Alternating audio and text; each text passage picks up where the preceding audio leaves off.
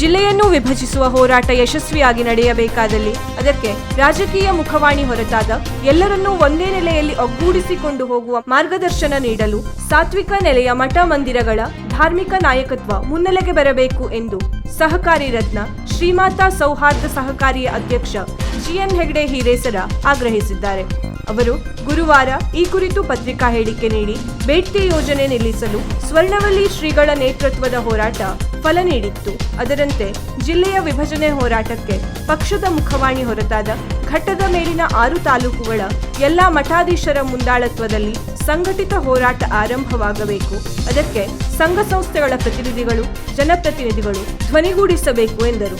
ಹವ್ಯಕ ಸಮಾಜದಲ್ಲಿ ಜನಸಂಖ್ಯೆ ಕ್ಷೀಣಿಸುತ್ತಿದ್ದು ಹವ್ಯಕರ ಸಂಖ್ಯೆ ಹೆಚ್ಚಿಸುವ ನಿಟ್ಟಿನಲ್ಲಿ ಅಭಿಯಾನ ನಡೆಯಬೇಕು. ಕಳೆದ 2 ದಶಕಗಳ ಹಿಂದೆ ಹವ್ಯಕರ ಗಣತಿಯನ್ನು ಮಾಡಿ ಸ್ವರ್ಣವಲ್ಲಿ ಶ್ರೀಗಳಲ್ಲಿ ತಾವು ವರದಿ ಮಂಡಿಸಿದ್ದು ಹವ್ಯಕ ಗಂಡು ಹಾಗೂ ಹೆಣ್ಣಿನ ಅನುಪಾತ 100ಕ್ಕೆ 60ರಷ್ಟಿತ್ತು. ಆಗ ಶ್ರೀಗಳ ಮಾರ್ಗದರ್ಶನದಲ್ಲಿ ಸ್ತ್ರೀ ಭ್ರೂಣ ಹತ್ಯೆ ವಿರೋಧಿ ಜನಜಾಗೃತಿ ಅಭಿಯಾನ ನಡೆಸಲಾಯಿತು.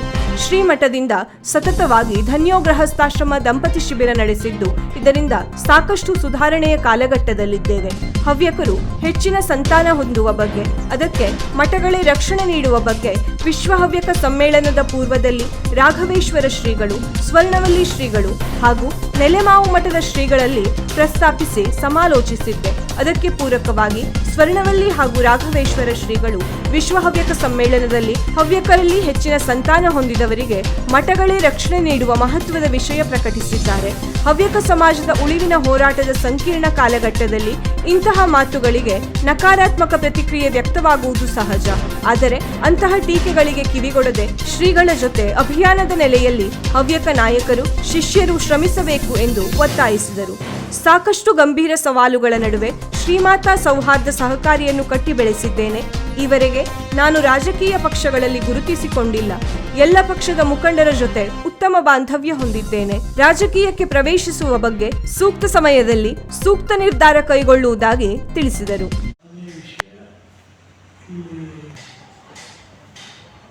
ಇವತ್ತು ನಮ್ಮ ಜಿಲ್ಲೆ ಒಳಗೆ ಸಾಕಷ್ಟು ಜನ ಸೇರಿದ್ದಾರೆ. ಇದ್ದರೂ ಕೂಡ ನಮ್ಮನ್ನು ಗುರುತಿಸಿಕೊಳ್ಳುವುದಿಲ್ಲ. ಹೀಗಾಗಿ ನನಗೆ ಸಮಾಧಾನ ಕೊಟ್ಟಿತ್ತು. ಇದು ಶ್ರೇಷ್ಠ ಸಹಕಾರಿ ಅಂತ ಎಲ್ಲರೂ ಅಷ್ಟೇನು ನಮ್ಮ ಪೆಟ್ಟನ್ನು ಕೊಟ್ಟಿತ್ತು. ಈ ನಂತರ ಇದನ್ನು ರಾಜ್ಯ ಸರ್ಕಾರದಿಂದ ಈ ಪ್ರಶ್ನೆ ಸಿಕ್ಕಿದೆ.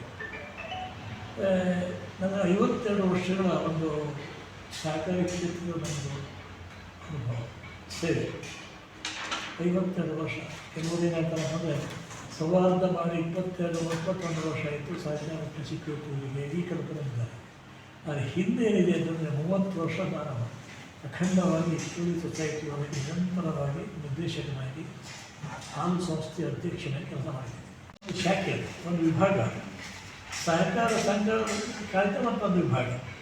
ಇವತ್ತು ಸಮಾನಾಂತರದಲ್ಲಿ ಇವತ್ತು ಕೆಲಸ ಮಾಡ್ತಾ ಇದೆ. ಈ ಸೌಹಾರ್ದ ಸಹಕಾರಿಗಳು ಸಮಾನಾಂತರ ಕೆಲಸ ಮಾಡ್ತಾ ಇದ್ದಾರೆ.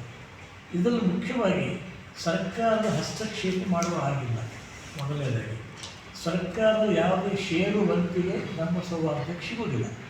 ಅದು 3 ಕಾರ್ಯ. ಹಾಗಾಗಿ ನಾವು ಸ್ವಂತ ಫಂಡ್ಸ್ ಅಂದರೆ ನಮ್ಮ ಸದಸ್ಯರಿಂದ ನಾವು ಎಫ್ಡಿಯನ್ನು ಸಂಗ್ರಹ ಮಾಡಬೇಕು.